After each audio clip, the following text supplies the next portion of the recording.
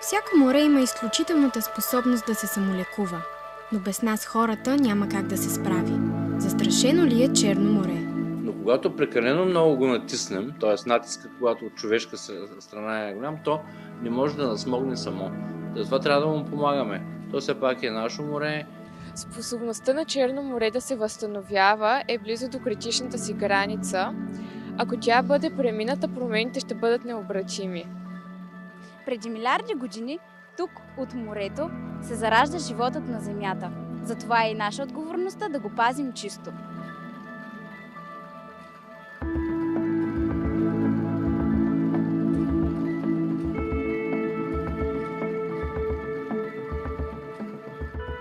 Разположено между 6 държави, Черно море е едно от най-изолираните морета. Това го прави уникално, но и много застрашено. За жалост, ние хората често забравяме този факт. И ако за сероводорода, който се образува по естествен път, отговорността не е наша, за всичко останало човешката дейност е един от основните фактори.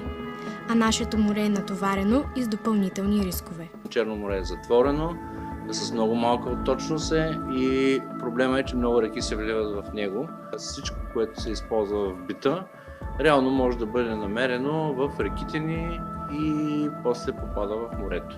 Доцент доктор Виолин Райков работи в Института по океанология към Българската академия на науките и от години изследва ефектите от човешката дейност върху морето и неговите обитатели.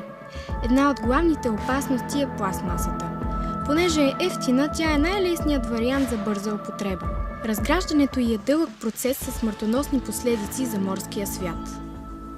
Опаковките, които се изхвърлят за едно лято по българското Черноморие, могат да го покрият цялото и не забравяйте, че пластмасата никога не се разгражда напълно.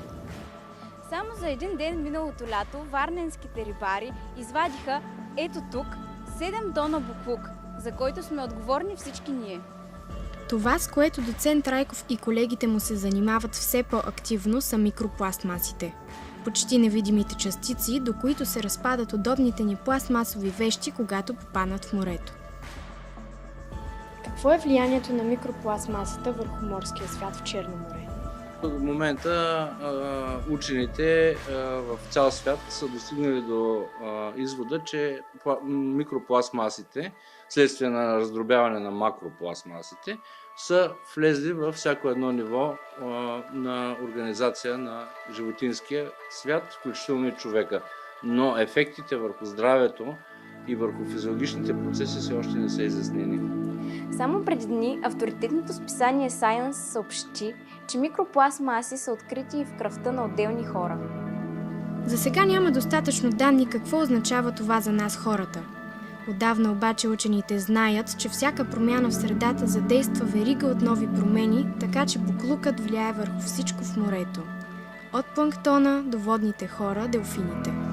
Всички те страдат от промяната в химията на морето. Въпреки всичко, изследванията тук показват, че черноморската риба не е толкова замърсена, колкото останалата, а това е филтър, с който започват изследванията на морските организми за микропластмаса. Какво показват данните на института? От 50-те години до днес рибните ресурси в Черно море са намалели десетки пъти. Заради риболова, промяната в климата и замърсяването. А прогнозите са, че след войната, която преживяваме сега, замърсяването на морето ще се увеличи още заради струпването на хора в градовете. Изчезването на организмите може да се нарече един кумулативен процес, т.е. от много различни фактори, събрани на едно място, които действат негативно, включително и отпадъците. Но има и добри новини.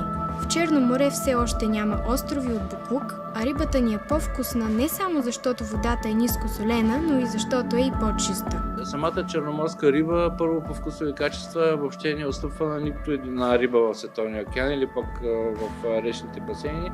При повечето изследвания, които сме правили, не само ние, и наши колеги за натрупване на тежки метали, установяват, че нивата на тези тежки метали са доста под допустимите норми. Проучването на ефекта от микропластмасите обаче започва сега. Но и към тях е приложима политиката като към всички останали замърсители. Трябва да знаем какво се случва около нас и да сме наясно с причините, когато те са свързани с нашето поведение.